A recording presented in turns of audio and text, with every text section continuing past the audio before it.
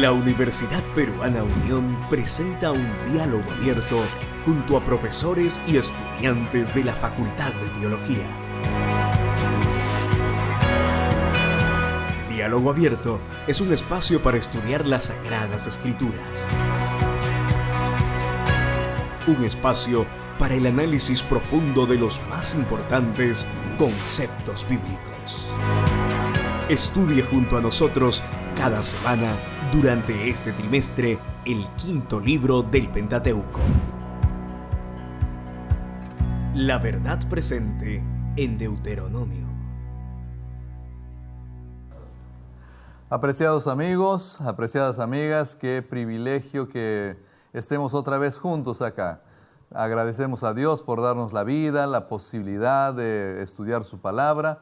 Y este es su programa Diálogo Abierto, donde abrimos la palabra del Señor, leemos los textos bíblicos y de ahí extraemos mensajes para nuestra vida, lecciones para compartir con otras personas y también las indicaciones que el Señor nos da para llevar nuestra vida aquí en este mundo. Bueno, que Dios te bendiga muchísimo. Gracias por ser parte del programa. Vamos a saludar, como es nuestra costumbre, a quienes se ponen en contacto con nosotros a través de las redes sociales. A Denis Chullín, que nos dice, bendecido sábado para cada uno de ustedes. A Margarita Mamani, bendiciones para cada uno de ustedes. Y las bendiciones también van para ustedes, para el hogar, la familia de ustedes. También está Rubén, quien nos dice, feliz sábado para cada uno de ustedes. Desde Pucallpa nos saluda Eliseo Campos. Un gran abrazo para ti, Eliseo. Tengo el privilegio de haber trabajado un tiempo en Pucallpa y uno de mis hijos nació en Pucallpa. Así que llevamos Pucallpa en nuestro corazón. Espero que cada uno de ustedes se sienta identificado también con los saludos que estamos haciendo. No podemos mencionar tu nombre tal vez, pero Dios te conoce y sabe quién tú eres. Así que recibe un abrazo fuerte de nuestra parte, por favor.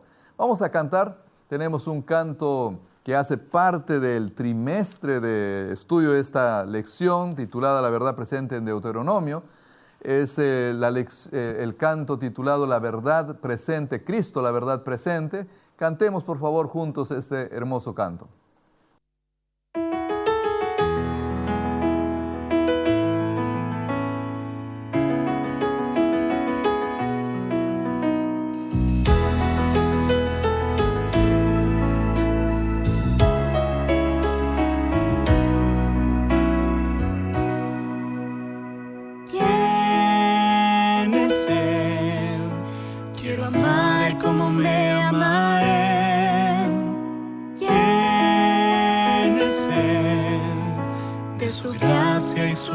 Aprender que si desde aquí lo buscaré, a Jehová Dios encontraré, pero debo buscarlo con alma y corazón.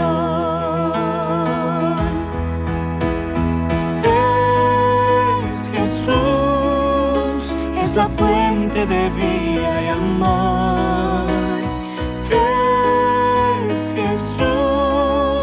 La verdad presente, la luz de este mundo, el Dios que sustenta a Israel, Cristo Jesús.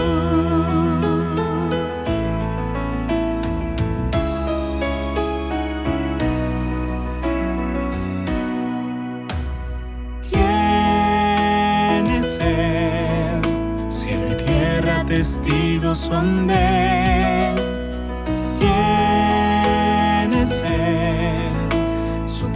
En mí establecer, y si desde allí lo buscares, a Jehová Dios encontrarás, pero debes buscarlo con alma y corazón.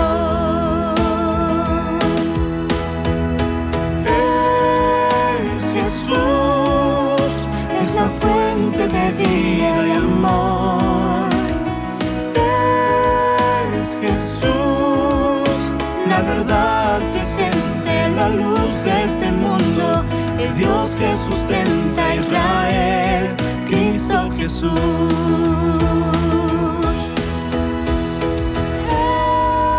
Es Jesús, es la fuente de vida y amor. verdad presente, la luz de este mundo, el Dios que sustenta a Israel, Cristo Jesús. La verdad presente, la luz de este mundo, el Dios que sustenta a Israel, Cristo Jesús.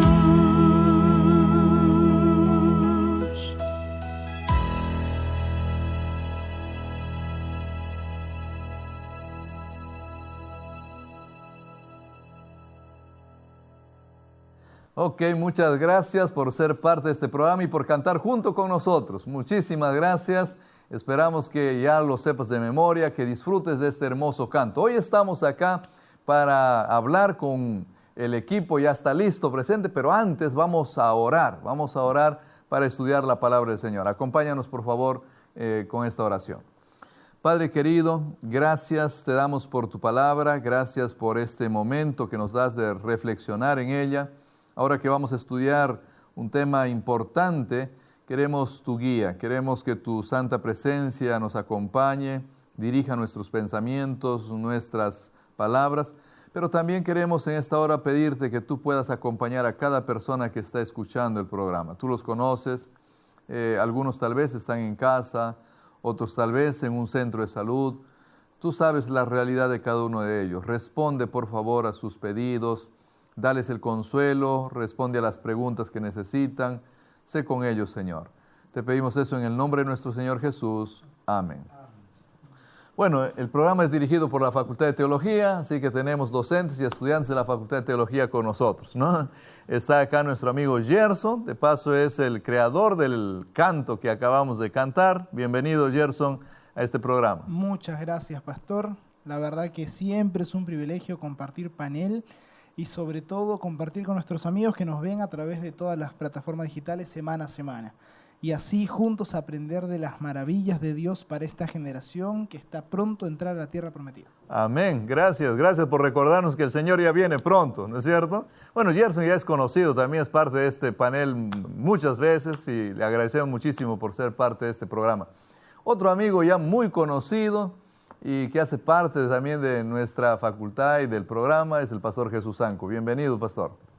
Muchas gracias, pastor Benjamín, y también apreciados amigos. Estoy contento, pastor, y también Gerson, porque vamos a repasar pues este tema que tiene que ver pues con Deuteronomio en el Nuevo Testamento, que es un área que realmente me agrada un poquito más, diríamos, de todo el texto bíblico, ¿no? El Nuevo Testamento. Así es que feliz de estar aquí en este panel. Gracias, pastor. Gracias por también mostrar y abrir su corazón un poquito, ¿no? Queridos amigos, ustedes deben de saber de que el pastor Jesús Zanco se especializa en el estudio del Nuevo Testamento y por eso justamente le agrada esto de cómo se usa el Antiguo en el Nuevo Testamento. Vamos de lleno, ¿no? A comenzar a leer algunos pasajes bíblicos y a ver cómo usa el Señor Jesús el libro de Deuteronomio. Porque el gran personaje del Nuevo Testamento es el Señor Jesús. Y Él lo ha usado en muchas ocasiones, pero hay ocasiones muy especiales en las que usa. Pastor Anco, podemos hablar algo de cómo Él usaba el libro de Deuteronomio. Dentro de los evangelios me llama la atención que en la tentación de Jesús, Jesús responde a las tentaciones, las 3 tentaciones que aparecen allí, citando directamente a Deuteronomio. Entonces, por ejemplo, ¿no? Cuando le dice el demonio, el diablo allí a Jesús en el desierto, luego de los 40 días, le dice, si eres hijo de Dios, ya que eres hijo de Dios, di que estas piedras se conviertan en pan.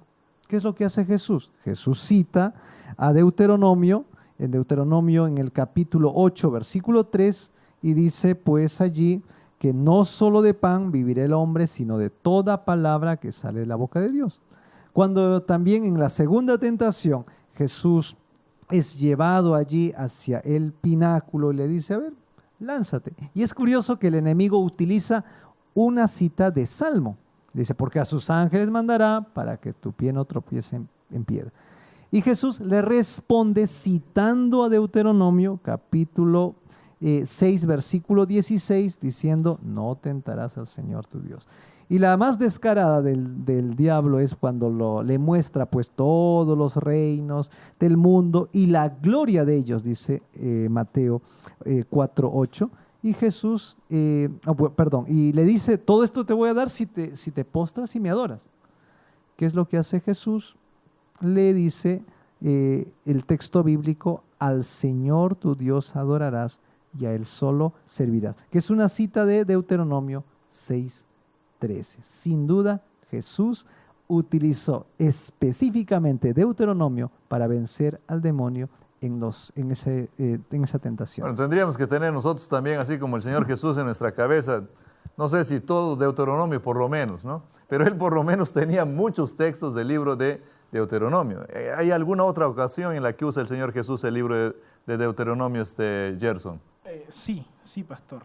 Existen otros textos. Y antes de ir a eso, me gustaría de repente ver que cuando el enemigo intenta tentar a Jesús, pone en tela de juicio la divinidad de Cristo. Y Jesús responde como creador, como sustentador, citando el libro de Deuteronomio, y nosotros comprendemos, obviamente, que el personaje principal de toda la Escritura, el Dios que estuvo ahí interactuando con su pueblo, fue Cristo en todo tiempo. Entonces, de alguna otra forma es importante entender que la palabra de Dios muestra la veracidad de Cristo como redentor, como creador, como sustentador, y creo que el mensaje a dar al enemigo también fue claro, ¿no? La palabra misma de Dios está mencionando quién soy yo, ¿no? Y bueno, regresando a la pregunta que usted... No, y es la palabra de Dios la que hace correr al enemigo, ¿no? Es la palabra de Dios escrita. Es interesante esto, porque el Señor Jesús era 100% humano y usa la palabra de Dios escrita, no la palabra de Él, porque Él tenía suficiente autoridad como para decir, mira, sal demonio y métete a los cerdos y láncense por allá. Él podría haber hecho eso y botarlo al enemigo. Pero Él usa la palabra escrita para poder eliminar o ahuyentar al... Pero continúa, Gerson. Bueno, y Mateo 22:37, yo lo voy a leer, también habla de una de las citas que utiliza Jesús para poder hacer referencia de Deuteronomio. Y en este caso cita Deuteronomio 6:13, pero Mateo 22, versículo 37 nos dice lo siguiente. Nos dice así: Jesús le dijo, amarás al Señor tu Dios con todo tu corazón, con toda tu alma y con toda tu mente, ¿no? Y definitivamente, cuando nosotros hablamos del gran mandamiento de Dios, Dios tenía que citar al libro de los preceptos y mandatos, ¿no? Entonces, Jesús aquí nos deja algo en claro, ¿no? La palabra de Dios tiene mucho poder, ¿no? Y es autoridad en todo tiempo. Y es algo vigente en todo tiempo, porque muchas personas pensarían que esto solamente iba a ser como que en algún tiempo. Cristo mismo viene a romper esto diciendo, no, o sea, este nuevo mandamiento no es uno nuevo en realidad, es un mandamiento ya existente. Y este mandamiento está escrito en la palabra de Dios. Y es de poner a Dios en primer lugar, ¿no? De restablecer otra vez ese carácter en amor de Dios. Entonces, en todo contexto, cuando nosotros vemos a Jesús citando en el Antiguo Testamento, vemos su labor tratando de una vez más redimirnos a nosotros, llamarnos a nosotros a volver al verdadero principio, que es el amor. Bueno, cuando alguien dice que estos son nuevos mandamientos, en realidad es porque no ha leído Deuteronomio, ¿no? Porque ya Moisés lo escribió hace tantos años atrás y el Señor Jesús simplemente repitió lo que ya estaba escrito. Es interesante eso, ¿no es cierto? ¿Por qué el Señor Jesús usaba tanto el Antiguo Testamento? ¿Cuán importante era el Antiguo Testamento para el Señor Jesús, Pastor Anco? Porque era la Biblia de aquel entonces. O sea, ellos no tenían el Nuevo Testamento. El Nuevo Testamento se escribe desde el año 50 aproximadamente. Después que Jesús se ha ido al cielo, ha retornado, y unos 20 años más, y recién ahí se comienza a escribir. La Biblia de aquel entonces era el Antiguo Testamento, y Jesús utiliza la Biblia de aquel entonces para mostrarle, pues, los propósitos de su venida. Bueno, si soy cristiano, entonces tengo que usar el Antiguo Testamento, ¿no? Porque el cristiano es el seguidor del Señor Jesús, ¿no es cierto? Así es. Y creo que eso es importante porque hay personas que piensan que el Antiguo Testamento ya quedó medio relegado en el pasado, pero es el Señor Jesús el que está usando el Antiguo Testamento, ¿no? Sí, gracias a eso es que piensan que el Dios del Antiguo Testamento era un Dios diferente, que no era Cristo mismo. muchas personas que no se dan el tiempo de repente de leerlo, de estudiarlo, no entienden incluso la implicancia del libro de Deuteronomio para nuestros días. Y yo lo vengo repitiendo lección tras lección, y lo vengo repitiendo todas las veces también que estuve aquí. Es importantísimo, ¿por qué? Porque el libro de Deuteronomio fue escrito para una generación que estaba a punto de entrar a la tierra prometida. Y nosotros somos esa generación que está a puertas de entrar a la tierra prometida. Entonces tiene que haber una conexión, ¿no? Y Cristo mismo aquí lo hizo presente. Bueno, y es la razón por la que estamos estudiando Deuteronomio, ¿no? Porque tenemos que prepararnos, creemos que ya el Señor Jesús está pronto a venir. Pedro también usa el libro de Deuteronomio, ¿no? Vamos a leer una cita, está en Hechos 3:22, voy a leer Hechos 3:22, dice: porque Moisés dijo a los padres, el Señor vuestro Dios os levantará profeta de entre vuestros hermanos como a mí, a él oiréis en todas las cosas que os hable. Y Deuteronomio 18:18 dice, profeta les levantaré de en medio de sus hermanos como tú, y pondré mis palabras en su boca, y él les hablará todo lo que yo les mandás. ¿Cómo se cumplió esta? O sea, sí, Hechos dice que se cumplió, ¿no? Pero en la persona de quién se cumple todo esto que se está mencionando acá, Pastor Anco. Bueno, sin duda creo que deberíamos un poco analizar el momento en el cual se da esta declaración. Y pues Pedro y Juan estaban por ingresar al templo, en el pórtico que se llamaba La Hermosa, encuentran allí a un cojo de nacimiento pidiendo limosna. Por el nombre de Cristo Jesús es sanado él. Toda la gente se conmociona y ahora están en el pórtico de Salomón. Allí están los testigos, está el cojo curado, y ahora todos dicen, ¿y qué ha pasado? ¿Y en nombre de quién estás haciendo todas estas cosas?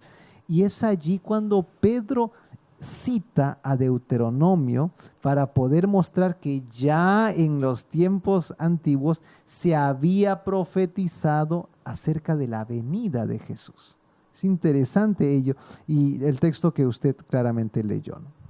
Bueno, y qué bueno que Pedro lo usó en el contexto adecuado, en el momento indicado, para señalar que el Señor Jesús era el señalado, ¿no? Por Deuteronomio. Es interesante que en Deuteronomio ya apuntaba a la llegada del Señor Jesús. ¿Pedro usa el Deuteronomio en algún otro lugar, Gerson? Sí, y vamos a nuestras Biblias igual en Hechos 10:34. Hechos 10:34, donde también Pedro hace justamente una mención del Antiguo Testamento. Y nos dice así.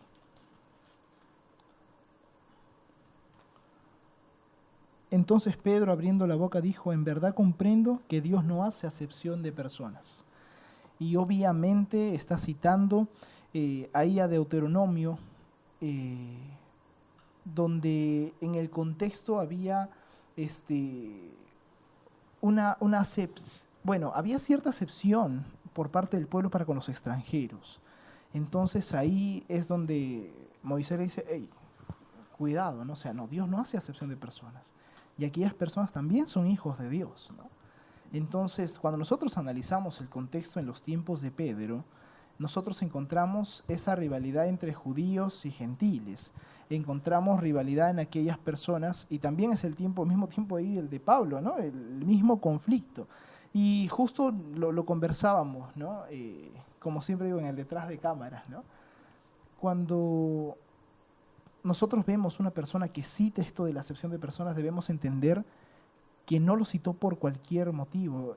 Y ponía el ejemplo yo del templo en el tiempo de Herodes, ¿no?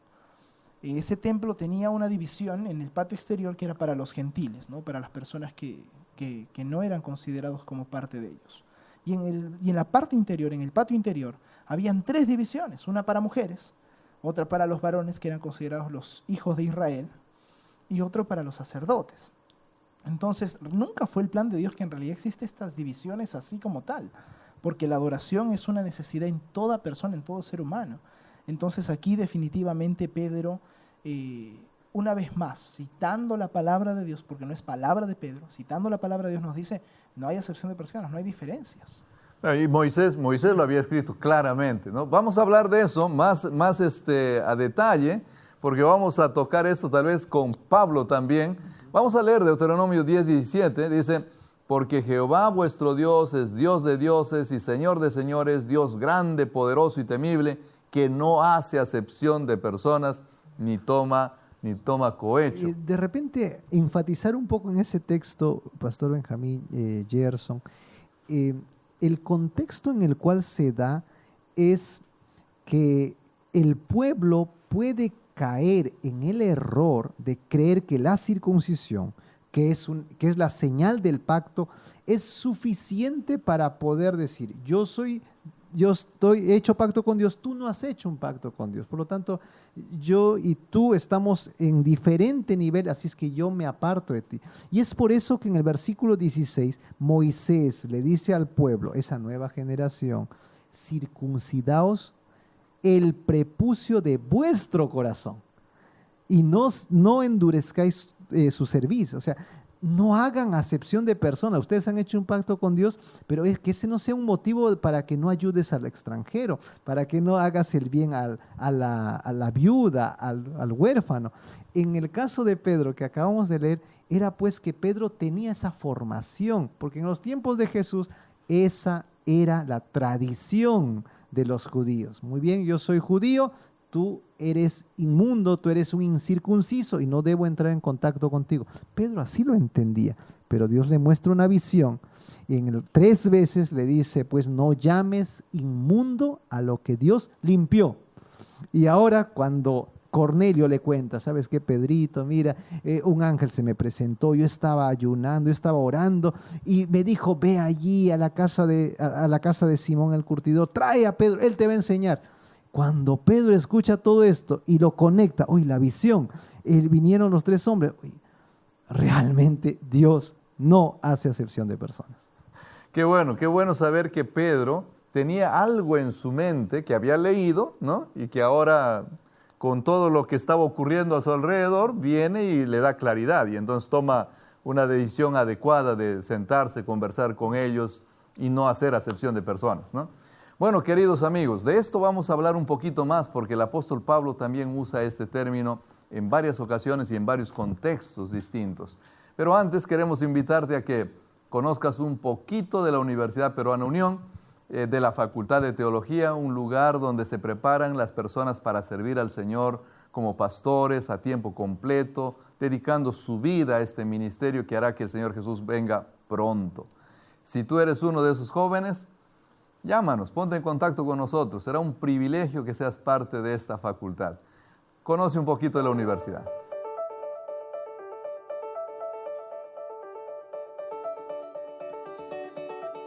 Desde hace 102 años, nuestra institución viene formando profesionales con principios cristianos, educando no solo la mente, sino también el corazón.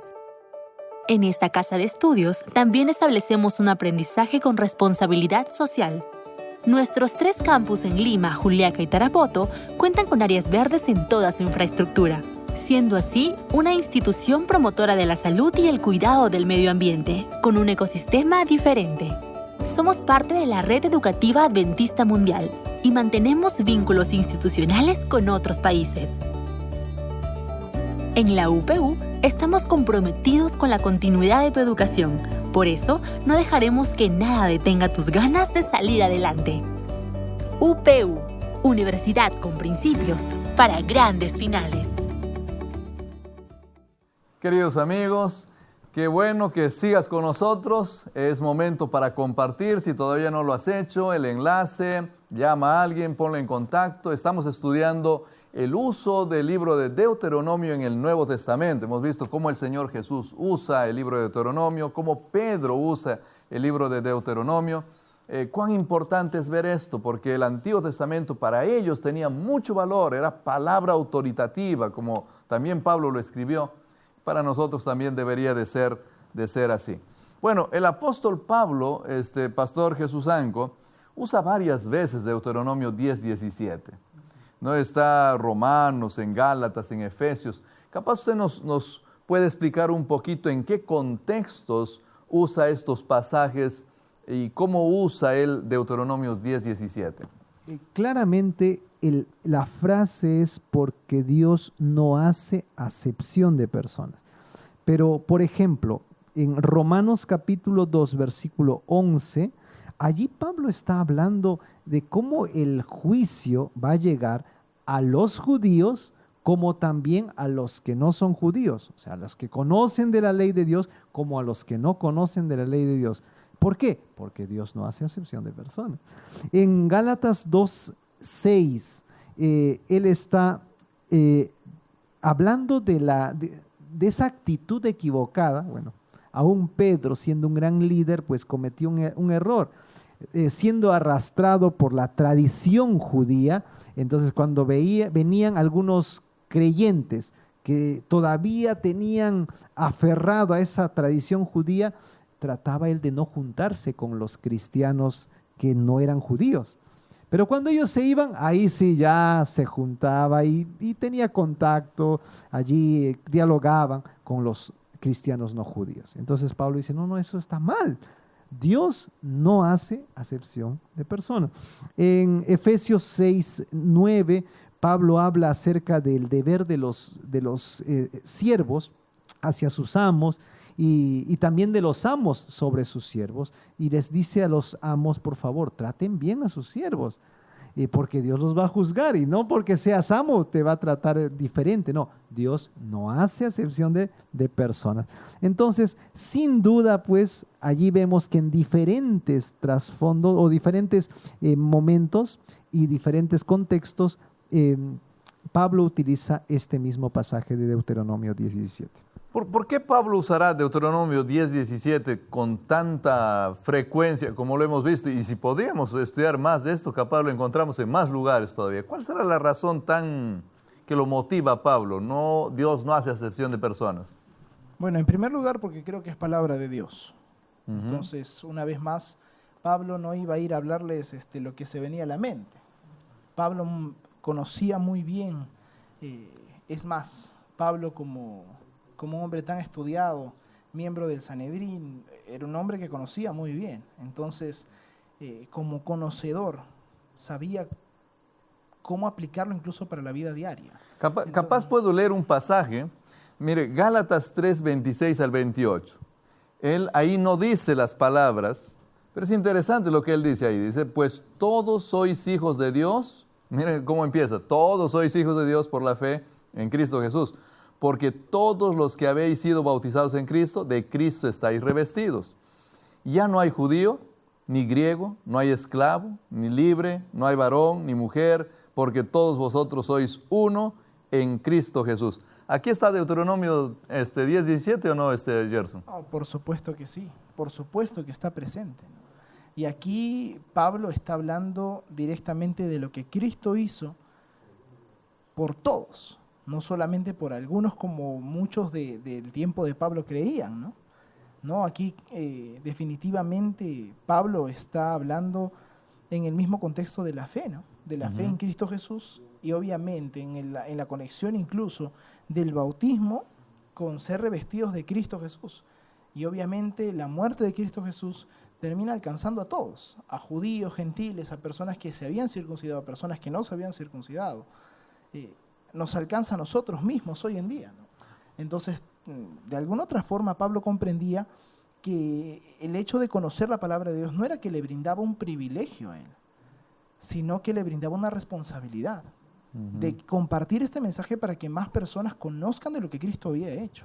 Bueno, y el contexto social en el que vivía Pablo es muy parecido al nuestro, ¿no? Porque cuando uno lee esto, dice, mira, judío, griego, o sea, nacionalidades diferentes, estatus sociales diferentes, esclavo, trabajador, patrón, ¿no?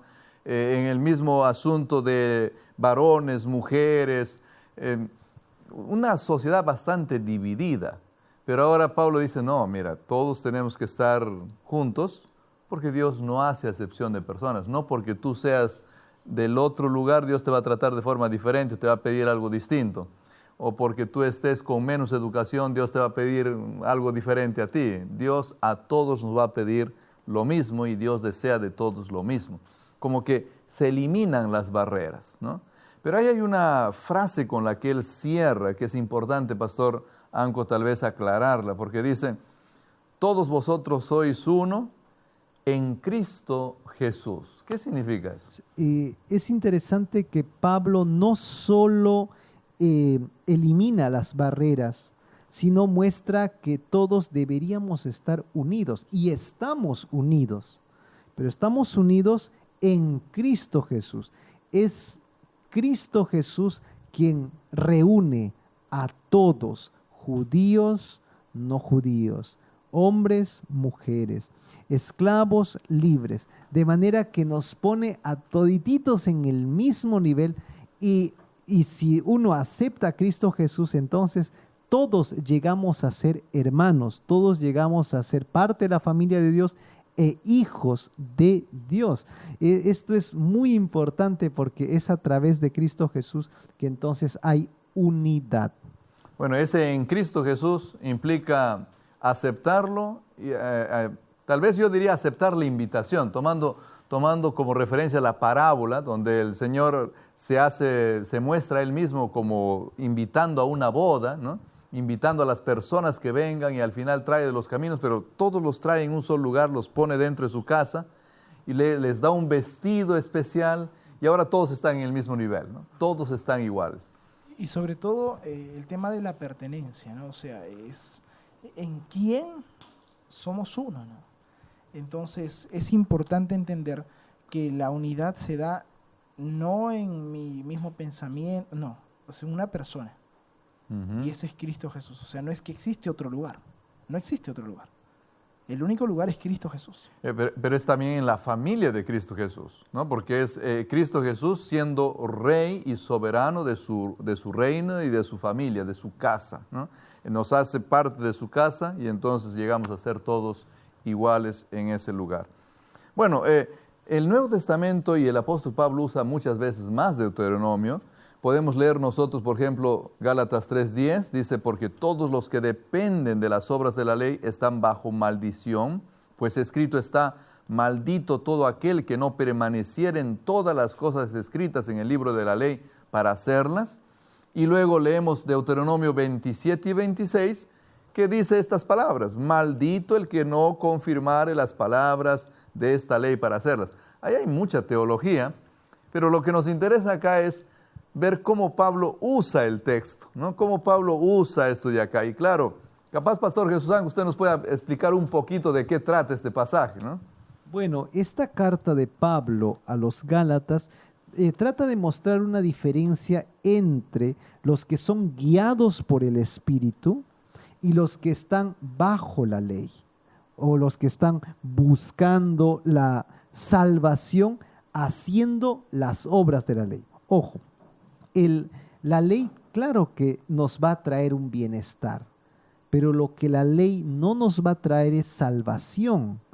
No porque la ley sea mala, sino porque nosotros somos pecadores. Y la ley exige, pues, como lo dice Deuteronomio, que debes cumplir todo o es nada. Quiere decir, aplicándola a mi vida, ¿yo puedo obtener la salvación por la ley? Claro que sí, pero si no cometo ningún pecado. Lastimosamente yo ya voy como cerca del 1.000.000 de pecados debo andar. Entonces, porque cada momento pecamos. Entonces, si yo me voy a aferrar a la ley como el medio de mi salvación, soy maldito. Y eso es lo que Pablo está diciendo. El maldito es aquel que se basa en la ley para poderlo alcanzar.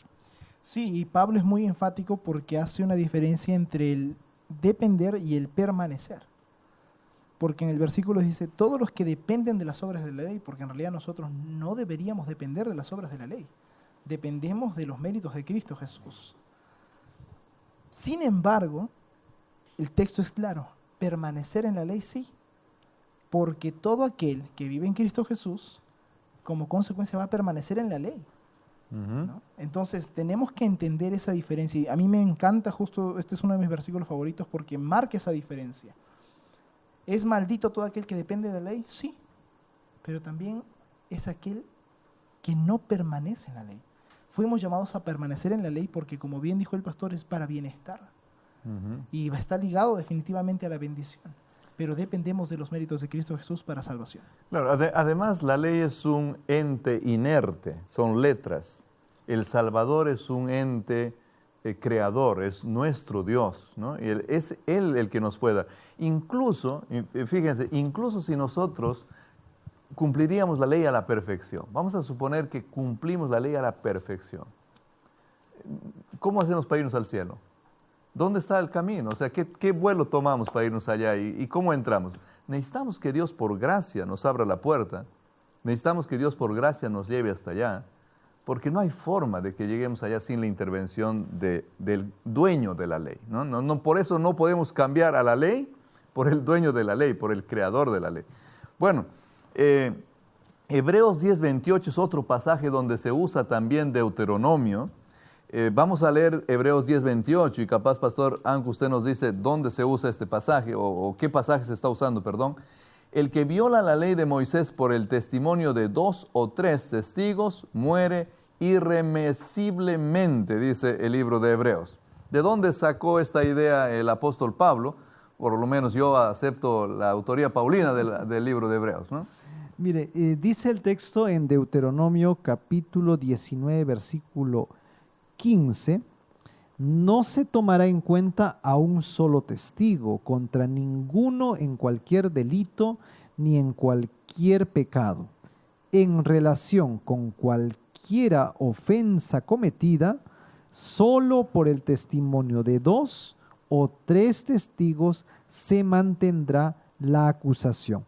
Claramente aquí Moisés está hablando en un contexto de una ley civil, cuando vemos a una persona acusada. Entonces él explícitamente declara que no se puede acusar a alguien por el testimonio solo de uno. Tiene que haber mínimo 2 para que se pueda entonces proceder a un tema de acusación civil, ¿no? Entonces, muy bien, gracias. Bueno, y entonces incluso esas leyes interesantes las está usando el apóstol Pablo en el Nuevo Testamento. Tal vez solo como una especie de ilustración. Cuando el Señor Jesús fue crucificado, Gerson, nosotros lo encontramos a Él siendo llevado al patio de del Sanedrín, ¿no? Y entonces ahí se aplica esta ley. ¿Cómo se la aplica? Sí, definitivamente se aplicó, ¿no? Pero se aplica en el mal sentido, ¿no? Porque definitivamente acá hubo una intención reticente, ¿no? O sea, malintencionada, de querer perjudicar a Jesús, y se confabularon, no solo uno, ¿no? Sino 2 o más para poder acusar a Jesús, ¿no? Claro, el texto decía que tenían que haber 2 testigos, así que consiguieron por lo menos 2, ¿no es cierto? Es curioso, mire, lo que dice Mateo capítulo 26, en el versículo 59 y 60. Yo te invito a ti, apreciado amigo, que puedas ir a Mateo 26, 59 y 60. Dice: y los principales sacerdotes y los ancianos y todo el concilio buscaban falso testimonio contra Jesús para entregarle a la muerte, y no lo hallaron, aunque muchos testigos falsos se presentaban. Pero al fin vinieron 2 testigos falsos. O sea, ellos en su afán de poder condenar a Jesús, y tenían esa noche, solo esa noche, tenían que acelerar todo, querían respetar lo que decía la ley en Deuteronomio 19 y también matar a Jesús, ¿no? Y entonces lo que hacen es traer 2 testigos, aunque falsos, pero trajeron los 2. No, y es interesante ver ese contexto. ¿Por qué? Porque ahí nosotros vemos que para ellos era más importante cumplir con su procedimiento que realmente pensar en lo que estaban haciendo, que era el verdadero pecado, ¿no? Y no solamente hablamos de ir en contra del Hijo de Dios mismo, sino hablamos del hecho de estar dispuestos a matar a una persona, de darle el peor castigo, sin importar, con el único propósito que, bueno, pero la ley se cumplió, ¿no? La ley se cumplió.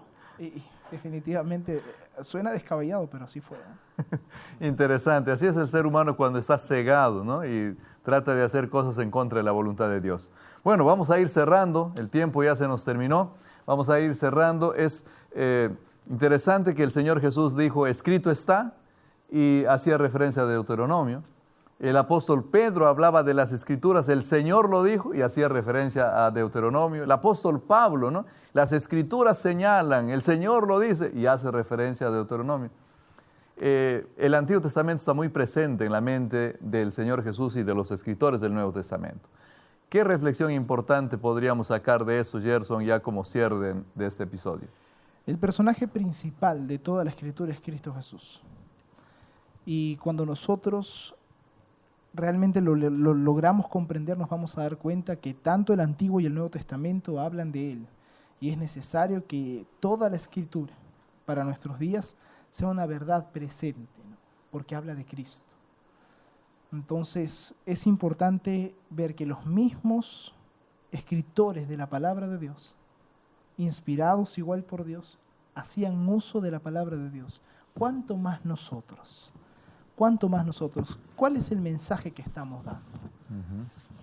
¿Qué mensaje estamos llevando a las demás personas?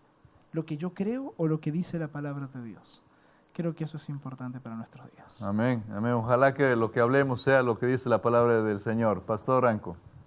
Yo me quedaría con la forma como Jesús enfrentó a Satanás en el desierto. Jesús no discutió, no arguyó, no argumentó, simplemente presentó el texto bíblico, repitió la palabra de Dios. Suficiente. Y con esto venció al enemigo. Creo que, apreciados amigos, de repente algunos de los que estamos aquí, sin duda, ¿no? Estamos enfrentando tentaciones, luchas, dificultades. Vayamos a la palabra de Dios, encontremos en ella el mensaje que necesitamos para nuestra vida y también para hacer correr al enemigo de Dios. Gracias, Pastor Jesús Anco. Queridos amigos, el programa se ha terminado, pero te invitamos a que leas tu Biblia. Lee tu Biblia, memoriza los textos que más te gustan. En un momento tal vez que menos piensas, va a ser muy necesario que los tengas en tu mente y te van a ser de gran ayuda. La palabra de Dios es poder para enfrentar este mundo, para tener victorias, para tener una vida más digna y una vida mejor en esta sociedad en la que nos encontramos. Que el Señor te acompañe. Permíteme cerrar con una oración este episodio, esperando que el Señor te acompañe también. Vamos a orar. Padre querido, te pedimos, Señor, que puedas estar con cada persona que está escuchando este programa. Tú conoces la situación de ellos, conoces si alguno de ellos está pasando una dificultad, si hay dolor en sus corazones, si tal vez tienen algún gran deseo, hay algún proyecto. Sé con ellos, por favor, responde a sus pedidos, muéstrate como un Dios real, que ellos comprendan, Señor, que los amas, que estás cerca. Pero también quiero pedirte que en medio de todo eso les des la motivación necesaria para leer tu palabra escrita, para leer el Antiguo, el Nuevo Testamento, para memorizar estos textos. Ayúdalos, Señor. Te pedimos eso en el nombre de nuestro Señor Jesús. Amén. Este fue su programa Diálogo Abierto. Les esperamos la próxima semana.